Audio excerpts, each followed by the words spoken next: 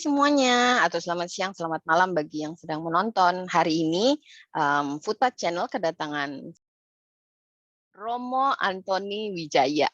Biasa sih kalau dulu panggilannya apa ya? Ntar ya, Butong dulu sih. Butong ya. Wah, panggilannya dulu Butong. Halo Romo, apa kabar? Halo, baik gitu kan. Kuping agak aneh ya dia panggil Romo gitu. Enaknya dipanggil apa? Ya, panggilnya entar lah pokoknya. Lanjut aja lah. Oke, Tara. sip. Boleh nggak perkenalan diri dulu nih? Saya kalau lengkapnya sih ya Romo Louis Anthony Wijaya SCY gitu ya. Tuh, saya orang Tanjung Karang, Bandar Lampung gitu kan. Satu SMA sama Yena ini hostnya kan. Mhm. Nah, sekarang saya di Palembang gitu. Tuh ngapain saya? Ya, pertama memang Romo. Dua, tugas saya dosen gitu. Dan yang lain-lain lagi gitu. Nanti biar si hostnya ini dia gali-gali kan, dia lihai gali-gali gitu.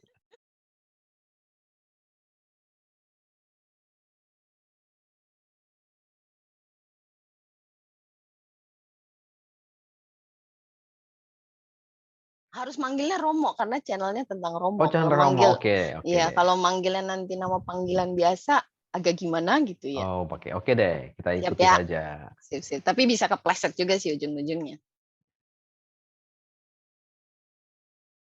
Jujur aja sih waktu mau lulus SMA itu ya 97-an gitu ya.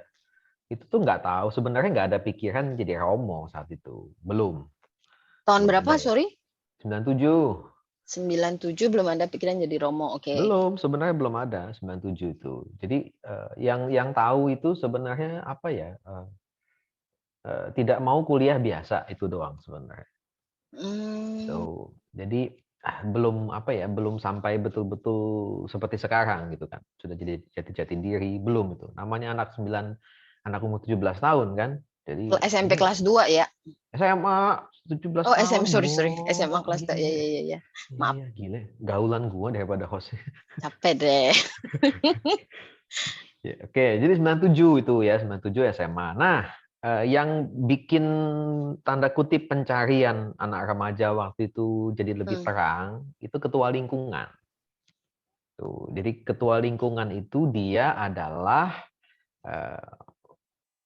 dia mau jadi Romo tapi nggak selesai gitu loh. Jadi dia sudah pendidikan lama tapi dia nggak selesai, lalu keluar akhirnya dia menikah gitu. Oh, Tuh. oke. Jadi ketua lingkungan, gue datang ke sana, cerita dia kehidupan Romo tuh begini, Romo tuh ada berapa jenis gitu ya. Itu cuma Romo obrolan ada berapa jenis ya? Oh, iya, banyak oke. kan kongregasi maksudnya gitu kan. Heeh. Nah, lalu dari situ gue sering datang ke dia, ngobrol, tahu lagi, jadi sampai jadi sesuatu yang awalnya iseng, jadi sesuatu yang rutin gitu kan.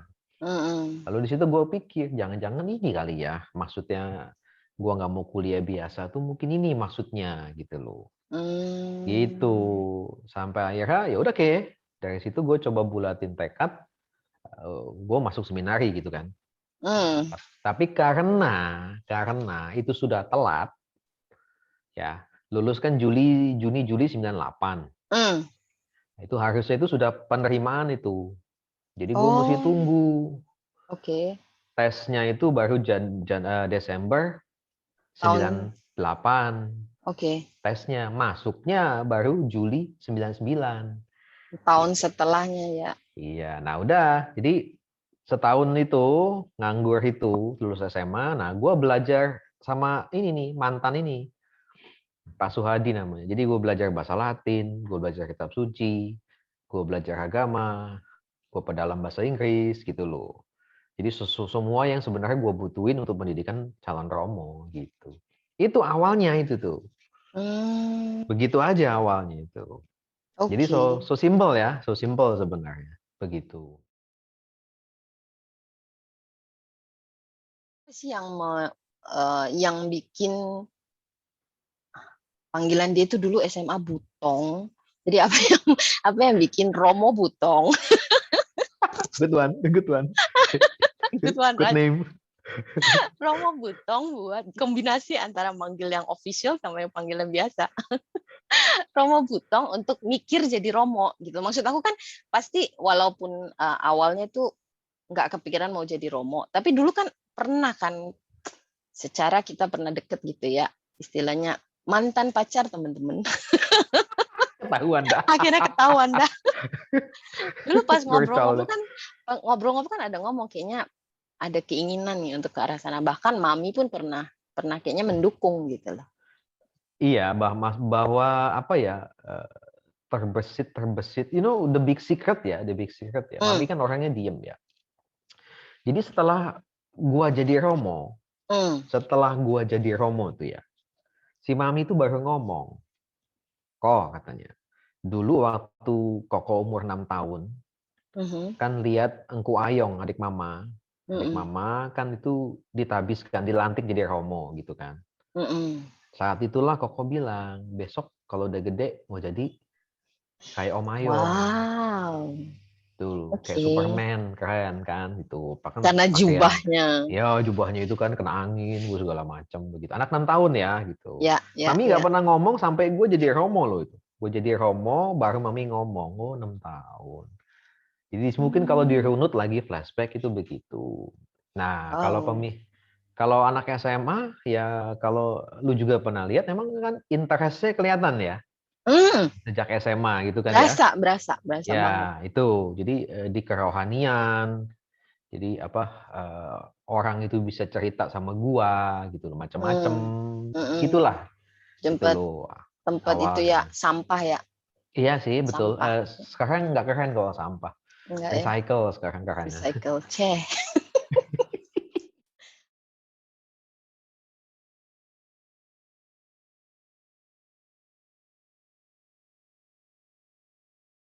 Oke, runut balik perjalanan jadi seorang Romo. Kalau tadi kan awal mulanya gimana kisahnya jadi Romo, terus sekarang adalah Hmm, perjalanan.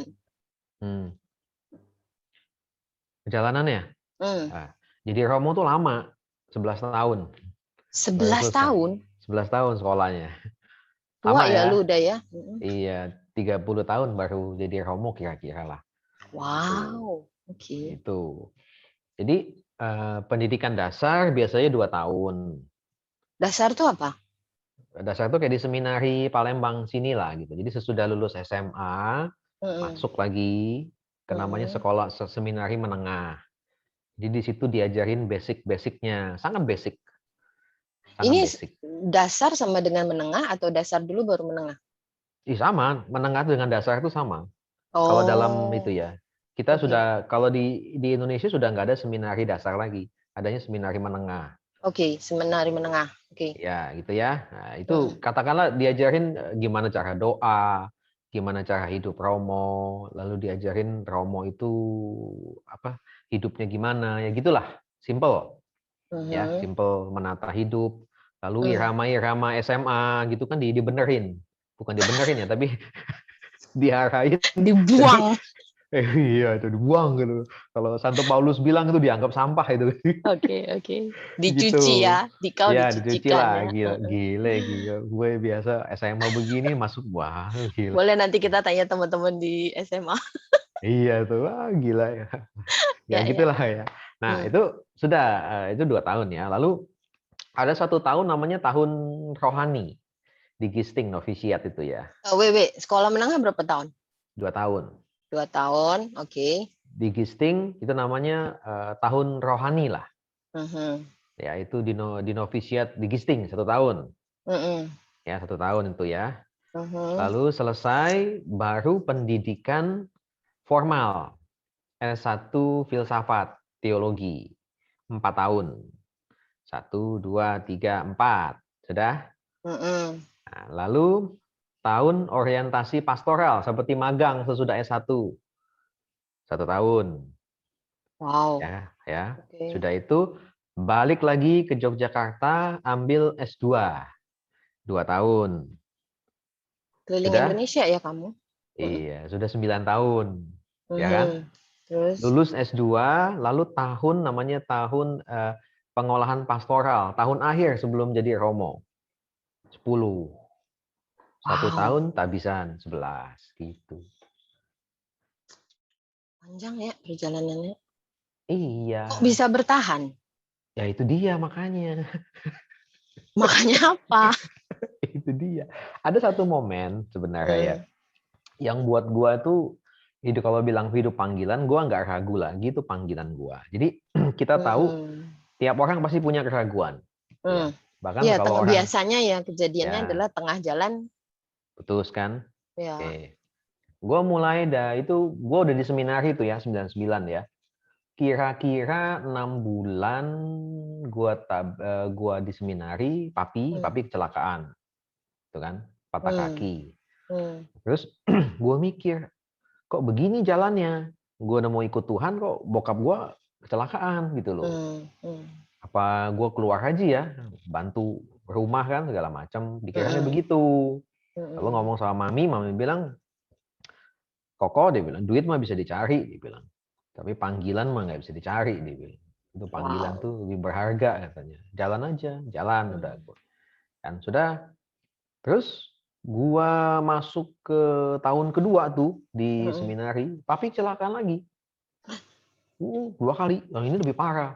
Sampai harus resign kan, karena hmm. berbulan-bulan ini apaan sih ini kok Papi yang aneh. resign. Iya, papi Oke. resign. Hmm, Kok ini aneh gue bilang ya. Kok ngikutin hmm. panggilan Tuhan ini begini gue bilang. Lucu Iya, amat iya, gue iya. bilang. Kok Gue keluarga gua masih nggak dijaga ya gitu ya iya gitu. istilahnya. Jadi Hmm, masih bimbang gitulah ya. Tapi hmm, terus gue jalanin tuh ya. Walaupun belum begitu mantep sih ya. Sampai gue selesai seminari, gue ke Gisting.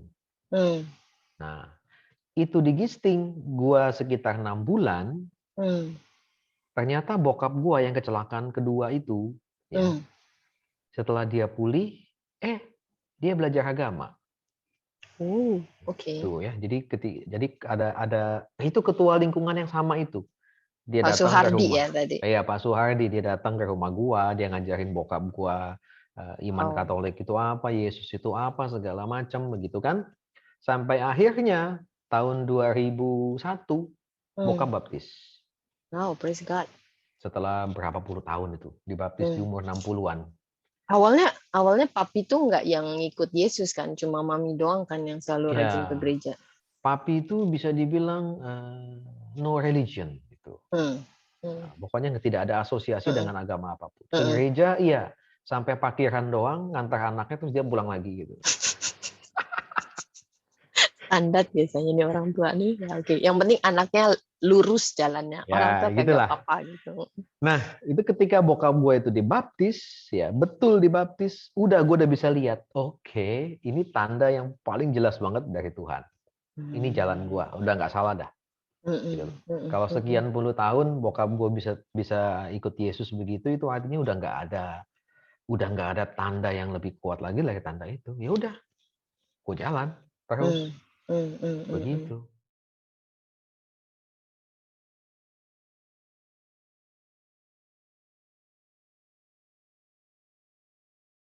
Ada nggak yang lebih berat dari itu untuk hold you back from being a Hmm. pastor? Eh, Pergumulan diri atau setelah kejadian itu akhirnya kukuh bahwa inilah jati diri yang sebenarnya gitu loh. itu masih balik terus ke situ sih. Itu fondasi sebenarnya itu yang paling Hmm. strong ya, Hmm. sign itu ya. Nah, Hmm. lalu, nah ini nih. Setelah gue jadi Romo kan Juli, Juni 2010 kan. Hmm. Juni 2010. Terus gue masih ketemu papi 2 bulan Juli, sebulan. Hmm. Agustus. Tidak terduga, papi itu September tanggal 8, beberapa bulan setelah ketemu gua, papi meninggal mendadak di Lampung tuh ya. Waktu itu gue di Hmm. Jakarta. Hmm. Terus gue pulang kan, Hmm. gue pulang, lalu gue lihat papi, Hmm. Terus di situ jadi lagi diskusi dengan Tuhan ya. Ini apa maksudnya ya, gitu ya. Gua tuh jadi Romo belum setahun, lagi happy-happynya kan, lagi energiknya jadi Romo kan. lagi wah pokoknya lagi betul-betul berapi-api gitu kan. Mm-mm. Kok orang papi gue dipanggil, ini apa maksudnya ini kan? Padahal Udah pengennya beliau menyaksikan ya. menyaksikan sih papi. Oh, oke. Papi menyaksikan gitu loh, menyaksikan datang buat habisan papi datang, mami lengkap. Oh, oke, oke. Tapi Good, kok good, good. beberapa bulan sesudah itu kok Langsung. langsung dipanggil gitu kan. Nah, Hmm. gue refleksi nih, kenapa ya seperti ini? Mm-mm. Akhirnya gue ngerti gitu loh bahwa bokap gua sejak awal itu memang dia nemenin gua perjalanan gitu ya. Perjalanan gua sampai gua jadi romo. Hmm.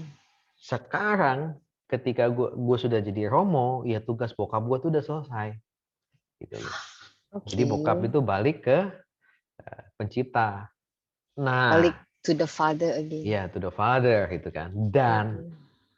bokap gua itulah jenazah pertama yang gua berkatin sebagai imam, sebagai romo. Wow. Nah itu maksudnya Serius. Tuhan. Iya, itu maksudnya Tuhan. Oke, now I got it. Now Wow. I got it. Gitu. Wow. Kalau gue present di situ ya gue nangis kali. Gue waktu misa sih gue nggak mimpin ya, gue ngikut doang. Tapi ketika di pemakaman, lalu romo parokinya dia tepuk pundak gue, untuk inilah kamu ditabisin katanya. Jadi kamu jadi romo, kamu berkati papi nih katanya. Ya, saya bilang, berkati. Wow. Gitu. Amazing story leh. Ya, Goosebump. iya. Bulu kuduk merinding. Oke. Begitulah.